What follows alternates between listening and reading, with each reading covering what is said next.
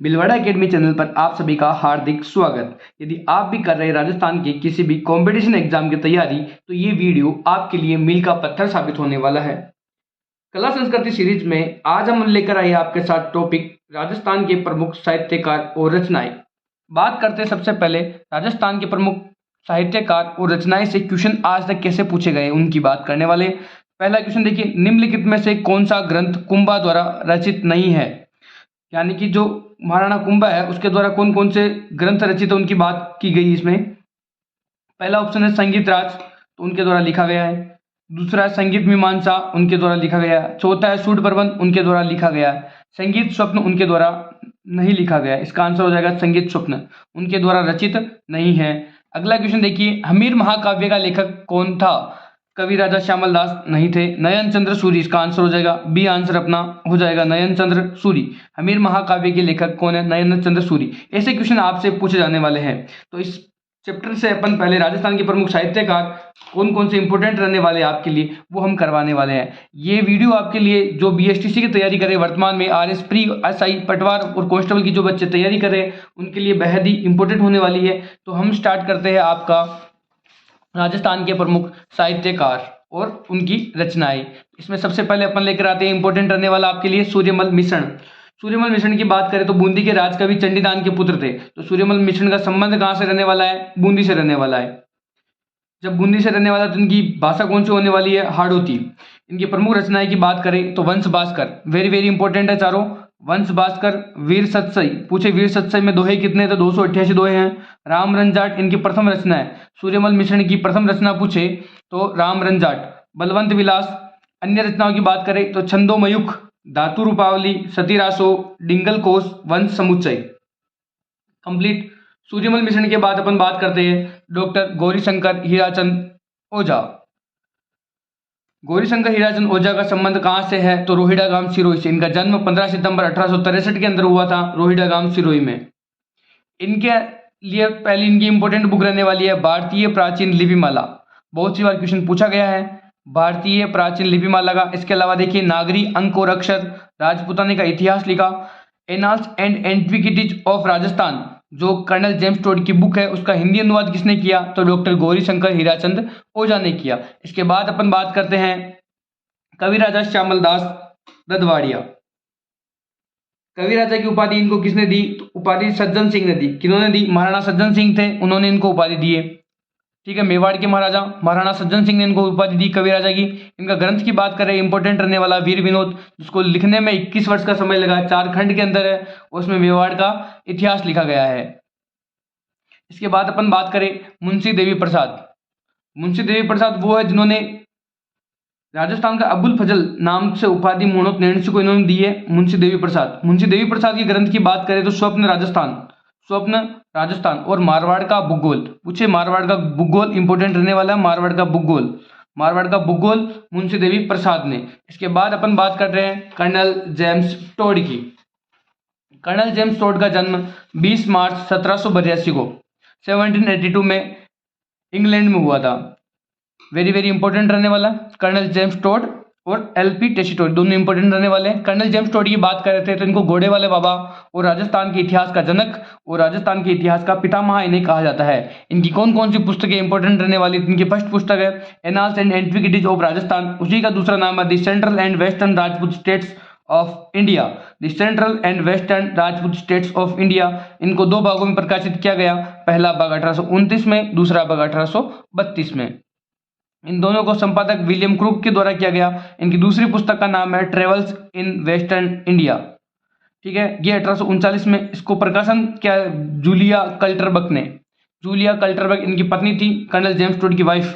ठीक है, इसके बाद अपन बात करते हैं डॉक्टर एलपी टेसिटोरी की, जिनका जन्म 13 दिसंबर 1857 को उदिने गांव इटली में हुआ था। पुस्तकें की बात करें तो राजस्थान चारण साहित्य एक ऐतिहासिक सर्वे, राजस्थान चारण साहित्य एक ऐतिहासिक सर्वे एलपी टेसिटोरी की रहने वाली है। दूसरी पुस्तक इनकी रही है पश्चिमी राजस्थानी का व्याकरण, पश्चिमी राजस्थानी का व्याकरण। इनके अलावा इंडियन एंटिक्वेरी, एक तो इंडियन एंटिक्वेरी रही है, एक descriptive catalogue of boarding and historical Chronicle. ठीक है, चारों बुक इनकी इंपॉर्टेंट रहने वाली है। इसके बाद अपन बात करते हैं पृथ्वीराज राठौड़ की। पृथ्वीराज राठौड़, जिन्हें डिंगल का हेरोस कहा जाता है, जिनका जन्म 1549 में बीकानेर के शासक कल्याणमल के पुत्र रहे। इन्हें पीथल के नाम से भी जाना जाता है। इनका इंपॉर्टेंट ग्रंथ रहने वाला वेली किशन रुक्मणी, वेली कृष्ण रुक्मणी, बहुत ही चर्चित ग्रंथ है ये। इसके बाद बात करें दसम भागवत रा दूहा, गंगा लहरी, गंगा जी रा दूहा, ठाकुर जी रा दूहा। इनके बाद इंपॉर्टेंट रानी लक्ष्मी कुमारी चुंडावत। रानी लक्ष्मी कुमारी चुंडावत का जन्म 24 जून 1916 में देवगढ़ राजसमंद में हुआ। लक्ष्मी कुमारी चुंडावत का संबंध देवगढ़ राजसमंद से रहने वाला है। इनके प्रमुख रचनाओं की बात करें तो love story of Rajasthan, Moomal, मांजल रात, टाबरारी बाता, बगड़ावत देवनारायण महागाथा, बगड़ावत देवनारायण महागाथा। इसके अलावा बात करें अपन अमोलक बाता, केरे चकवा बात, डूंगर जी ज्वार जी री बात, पाबू जी री बात, सोरठा बीजारी बात, बागो भारमली, गिर ऊंचा ऊंचा गढ़ा। अनेक रचनाएं इनकी इंपोर्टेंट रहने वाली है। ध्यान देने वाले जितने भी इंपॉर्टेंट साहित्यकार है सबको अपन एक ही वीडियो में कंप्लीट करने वाले हैं।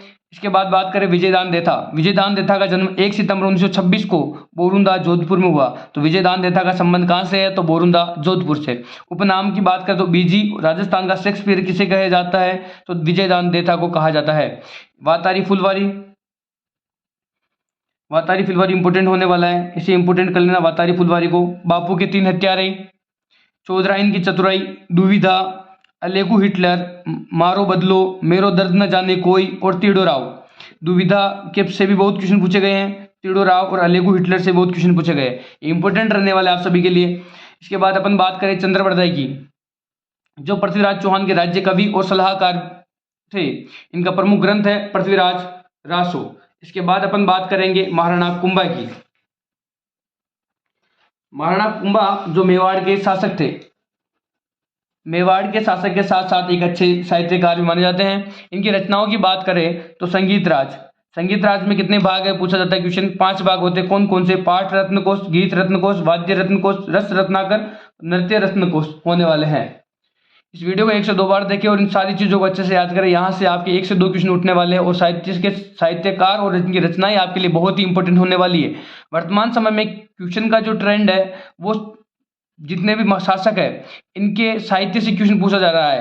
तो हम बात करते हैं महाराणा कुंभा के, तो संगीत राज के बाद संगीत मीमांसा, सूड प्रबंध, रसिक प्रिया पर टीका लिखी इन्होंने, कामराज रतिसार और संगीत रत्नाकर पर भी इन्होंने क्या लिखी, टीका लिखी। ठीक है। इसके बाद अपन बात करते हैं कन्हैयालाल सेठिया, जिनका जन्म सुजानगढ़ चूरू 11 सितंबर 1919 को हुआ। इनकी इंपोर्टेंट रचनाओं की बात करें तो पाथल और पीथल प्रसिद्ध कविता रही इनकी, माएडरो हेलो, कुण जमीनरो धनी, लील टास, वन फूल, अग्निवीणा, धरती दोरारी, जलमभूम, धरती दोरारी, निग्रंथ, शबद, मिंजर, गांव, तुम्हें सौगंध है सिरोही के वीरों की। इसे बहुत ही इंपॉर्टेंट रचनाएं इनकी है, तो इन्हें आपको याद करना नहीं भूलना है। इनके बाद बात करते हैं मुणोत नैणसी की, जिनका जन्म 1610 में जोधपुर में हुआ। राजस्थान की जनगणना के अग्रज किन्हें कहा जाता है, तो मुणोत नैणसी को कहा जाता है। इन राजपुताने का अबुल फजल भी कहा जाता है। मुणोत नैणसी को राजपुताने का अबुल फजल, और ये संज्ञा इनको किसने दी है, तो ये संज्ञा आपको इन्होंने दी है मुंशी देवी प्रसाद ने। मुंशी देवी प्रसाद ने इनको ये संज्ञा दी है राजपुताने का अबुल फजल। मुणोत नैणसी रिख्यात इनका प्रमुख ग्रंथ रहा है, इसमें इन्होंने राजपूतों की 36 शाखाओं का वर्णन किया है। इसके बाद बात करते हैं तो मारवाड़रा परगनारी विगत, मारवाड़रा परगनारी विगत। इसके बाद अपन बात करते हैं ब्रह्मगुप्त की। ब्रह्मगुप्त ने ब्रह्मस्फुट सिद्धांत लिखा। इसके बाद महाकवि माघ ने शिशुपाल वध ग्रंथ लिखा। ऐसे क्वेश्चन इनसे कौन से और क्वेश्चन बन सकते हैं वो क्वेश्चन मैं आपको सीरीज लेके आया हूं। ऐसे ही अगली वीडियो अपने सारे क्वेश्चन पे रहने वाली है। तो मुंशी देवी प्रसाद ने किसको राजस्थान का अबुल फजल की संज्ञा दी, तो मुणोत नैणसी को। ये क्वेश्चन अभी पूछा है। ये जितने भी क्वेश्चन है अभी तक एग्जाम में आए हुए हैं और वापस आने के चांसेस 101% है। शिशुपाल वध के रचयिता महाकवि माघ। कवि सूर्यमल मिश्रण की रचनाएं किस भाषा में है, हाड़ौती भाषा में। डिंगल का हेरोस किसे कहा जाता है, पृथ्वीराज राठौड़ को। वातारी फुलवारी पुस्तक के रचयिता कौन है, विजयदान देथा। लीलटास के लेखक कौन है, कन्हैयालाल सेठिया। बलवंत विलास की रचना किसने की, सूर्यमल मिश्रण ने। राजस्थानी गीत धरती दोरारी किसने लिखा, कन्हैयालाल सेठिया ने लिखा। इसके बाद बात करें वंश भास्कर, सूर्यमल मिश्रण इसका लेखक कहेंगे। वीर विनोद के श्यामल दास, वेली कृष्ण रुक्मणी, पृथ्वीराज राठौड़। काया बेली और दादूरी वाणी दादू दयाल ने लिखी है। इसी के साथ अपनी पहली वीडियो कंप्लीट। सेकंड वीडियो बहुत ही जल्द आपके सामने आने वाली है। इसको 1 से 2 बार पढ़े और अच्छे से याद करें। जय हिंद, जय भारत।